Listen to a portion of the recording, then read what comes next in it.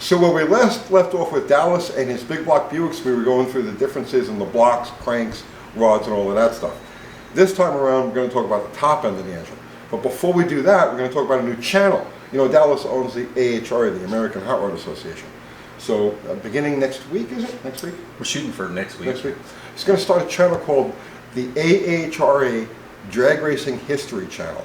The American Hot Rod Association has like this huge legacy in the sport of drag racing. A lot of the things that you know today that are just like normal had their origins through the AHRA through the 1950s, 60s, and 70s, like pro stock. Right. Right? Yeah. So he started a channel called the AHRA History Channel, Drag Racing History Channel. So we'll let you know when that's up, and you guys can go over and check that out. But in the meantime, we're back to our big inch Buicks, the magic of the big block Buick. The thing, you know, let me tell you something. Seriously, there's no joke, okay? The big block Buick is as close to an EV as I can imagine. An electric vehicle? You know the way, you know the seamless torque. Oh yeah, just the flat torque curve. Just that, right? You know what I mean? Only a Buick feels like that. Well, what was funny is I built my very first one I had was in a Suburban, right? Right. And I had a Power Stroke diesel truck before that, and I looked for all kinds of stuff just to replace it. But when I dropped that 455 in a Suburban, it was like, oh, this is magic. This is exactly how it should be, a truck that tows like this. Yep. Right? Flat torque curve. And this is the one that's going back in your It is. truck? This is going to be your tow motor? Correct, yeah. Okay. Yeah. Well, let's talk about the cylinder heads. So we start with what year did the 67 was the first year. That was the 400 and 430. right? So the 400 came out in the A bodies, which at the time they had the corporate limit of 400 cubic inches, right? And a lot of people don't realize that General Motors had this ban on anything larger than 400 cubic inches in their intermediate cars up until 1970. So 69 and earlier, you know, that's why you had the 386 Chevelles and the 400 Grand Sports, 389s and 389s, right? It was all because of that senseless cubic inch ban. 1970, they said, the gloves came off. Yeah, knock yourself out. And that's when all of the 454s and 455s started finding their way into intermediates. Cylinder heads. Right. So somebody's looking to build a big block Buick because they want that magic. Right. And depending on what you want to do, everything is always, you know, determined by the goal, right?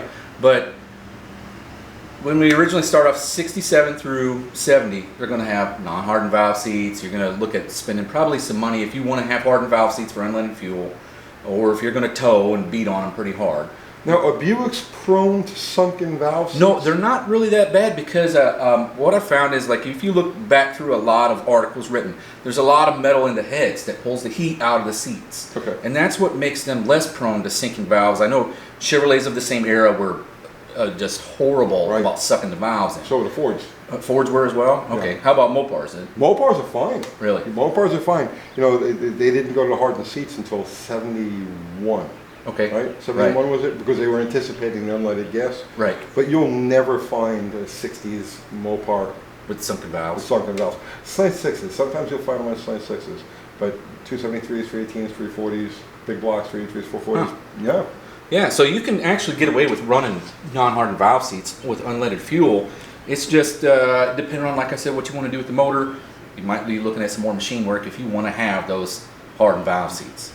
All right, let's talk about the evolution of the head. Okay, well, this is a 71 head. This is just like your Mopar, the first ones with hardened valve seats. In my personal opinion, this is the best head to have.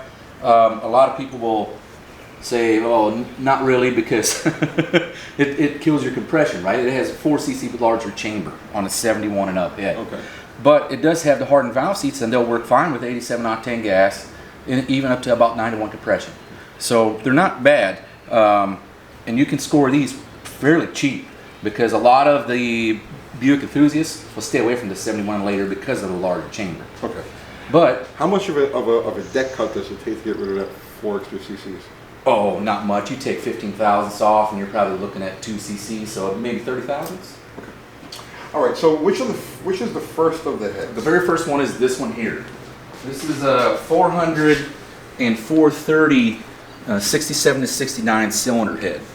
Okay, and the key indicators for this cylinder head for 67 to 69 is it has a small passage drilled here like a Mopar where it oils through the rocker shaft. Okay. Matter of fact, the heads, pretty much all of them, with the exception of stage 1 and stage 2, which is zone casting and a minimal amount, right, produced, all have the same valve size. So it's 2-inch intakes and 167 exhausts. So you can see there's quite a bit of room in the cylinder for more valve, right, in the chamber. Yeah. But, and they don't really come that close to the wall. Right. So Yep. They're not bad, and they were pretty much used on every 400, 430, 455. Okay, until you get to the stage configurations. Right now, so what year would that be? This is for this head. Yeah. 67 to 69. Okay. Now, what about the ports, intake and exhaust? Any difference? Actually, they're pretty much the same as the 70 and later heads. They all have about the same port size. The only differences between the heads from 67 through 76 was the addition of air injection. They opened the chambers up some so they could lower the compression. At the end of the run, the engines were 7.6 to 1. Oh, right? You run them on hairspray. Right, exactly. So the chambers got larger. They went to thicker head gaskets. They left more deck on the block. But the valve sizes stayed the same? All the valve sizes remained the same with the exception of the stage motors. Okay, and the ports? The ports, they did change. Okay. Okay, there's a few variations. Okay, so this would be what my dad used to call the bread and butter head. This is what everybody got, right? And like I said, the only real difference is oiling through the push rod. And you'll see the heads have holes drilled in the head for the oil to actually travel to the push rod. Okay. Okay. The later heads, they had another cooling passage here.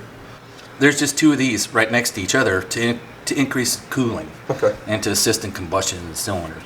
But you can use an earlier head on a later block, but you cannot use a later head on an earlier block because it's not drilled for the oil. Because it doesn't have this casting here. Oh, okay.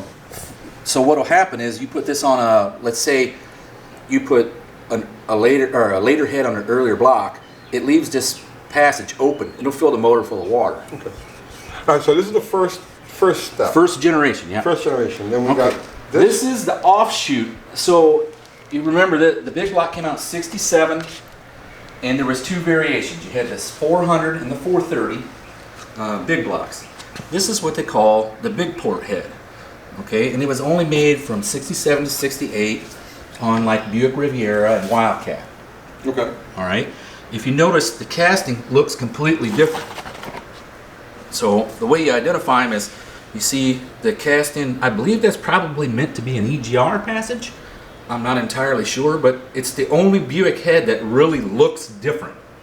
Right? When you open the hood, right, you notice this.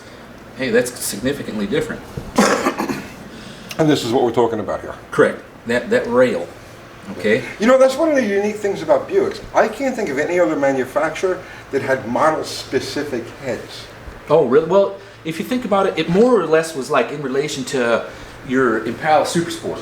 Okay. Right? So you could get the big hairy motor in the Impala, right? Same thing with the Wildcat. The Wildcat was the full-blown, gentleman's hot rod. Okay. It was 2-door, 4-speed, big block, big torque, big power. Right? And what happened was, I guess, the rule of thumb is these heads are prone to cracking, right? And they crack beneath the valves and the exhaust port. Okay. There's a lot of cylinder heads that had the same kind of problem. Yeah, I see this gray slurry over here. Is right. That's just probably the leftover dyno juice that's turned into whatever. All right. Now the valves, same as the earlier head? The same size valve. The chamber actually looks very similar, right? So they're almost completely the same, right? If you look, the location of this bump is actually different. See, it's a little bit further, clocked this way, a little bit further. But other than that, it's virtually the same cylinder head. The valves, they're roughly the same distance apart, right? They all use 3/8 diameter stems, and they all have the same 15-degree valve angle. Okay. And then they're all the same 45-degree. Now, how are the bowls on these heads? Do they require a lot of work? Yeah. I've never really ported a set. There used to be a guy, Greg Gessler, that would port the crap out of Buicks, and he was big performance gains. But the only difference between like any of these heads really is when you get to the stage heads, the valves just got bigger, and then they opened up the chamber for the valve, so you had less shrouding in the valve. And you don't have any stage heads here to show? I do. I have one stage one. Oh, I do. nice. So the big one on this big port is, if you look at these ports side by side, you can see a significant difference between the size of the ports. Oh yeah. Right. Yeah. Yeah, there's a difference in height and there's a difference in width. Right. So the big port head is 190 cc runners, and then the small port heads, or the regular heads, are 176. Let's go look at this thing. Okay. Well, sure. So this is the legend. This is the legendary stage one head. Now this is a 70 stage one, and if you notice, just by looking at it from the top one, you don't have your EGR or whatever you want to call that thing that was on the big port head. Okay. The other thing is you lose the oiling hole for the oil through the shaft, because in 70 Buick converted over to oil through the push rod, right? Just like a Chevrolet. Now, does the Buick share the lifter with the Chevy, or is it a different? it's the same diameter, and when you use a solid flat tappet cam, you use the same lifter. But Okay. on the hydraulic flat tappet cams, they're their own lifter. It's actually, I think Buick and Oldsmobile are the same. But here is the big difference with the stage one heads. Okay. And this is the Hemi killer. Right. Yeah. This would be the Hemi killer. Okay. This is the one that everybody, if you notice the difference between the valves, they're almost touching. Oh yeah. Right. Yeah. And then you can see where they've actually opened up the chamber here, so that it had less shrouding on the valve. Right. Now, what I did was I brought another 70 head, and it's right there. It's exactly, here's what's neat about the Buicks. I didn't know this until I started messing with them, but the casting number on 1231786 is a 70 head. That head, which is a non-stage one, you see the difference with how open the valves are. Oh yeah. Same casting number, exact same casting number. So you have to be very careful when somebody say, I got a set of stage one heads. Well, unless they can show you the combustion chamber, Interesting. right? You pay regular head price for them. You know what I mean? Otherwise, you're probably going to get taken to the farm. But That's a beautiful combustion chamber, man. right, and that's all factory. Yeah, I see where this thing would definitely, at 455 inches, I see where it could definitely give the 426 a run for its money. Right. For you guys that don't know what we're talking about, back in the 80s, there was a Muscle Car Review magazine did this drag test. It was a showdown between a Hemi GTX and a Stage 1 455 Buick. And the Stage 1 Buick ran away and hid from the Hemi car. So it started this huge debate that went on for decades. It's People still are still happening talking today, about it, right? But this is the head that was on that engine that spanked the Hemi. Yeah, and it's virtually almost the same as a stock head, Right. just larger valves. No external identifying markings. No, like I said, the casting numbers are exactly the same. So that's why I brought 270 heads up here. Was you got 1, 2, 3, 1, 7, 8, 6. This one's 1, 2, 3, 1, 7, 8, 6. Right. So it's just a machine. The casting Right. is the same. It's just they machine the Stage 1 head differently. Correct. So basically, if you're buying a stack of cylinder heads, we were buying loose cylinder heads, you don't know what it is unless you can see the combustion chamber. correct. And unless you can see, the valves need to be almost completely touching. Yeah, and if you it's can a tell- factory stage one head, it'll be, you can see here the chamber where they've clearanced it, and it changes angle right there around that intake valve. If it's just a stage one valves and a 455 head, they don't have the same chamber as the other head. But that right there is a perfect telltale. These valves are like literally just kissing. Right. Yeah. Yep. And these heads are 67 cc chamber. Now after 70, they went to 71 cc chamber in 71, and then as the run went on, they got larger and larger and larger. So what's the last good year for a Buick cylinder head? My personal opinion, I mean, you can use 72 is probably not too bad. 72 to 74, I think you can get away with, but you're going to have EGR or air injection ports. You're going to have to drill them and tap them and plug them. But 71, my personal opinion, is the last good year. That's where it was 71 cc chamber. You can actually make a reasonable amount of compression without a pile of cash. Now, they were all closed chamber? All of them. Until I think 76, Okay. they were open chamber. Really? I think they so. went that far with the closed chamber. Yeah. That's interesting. All right.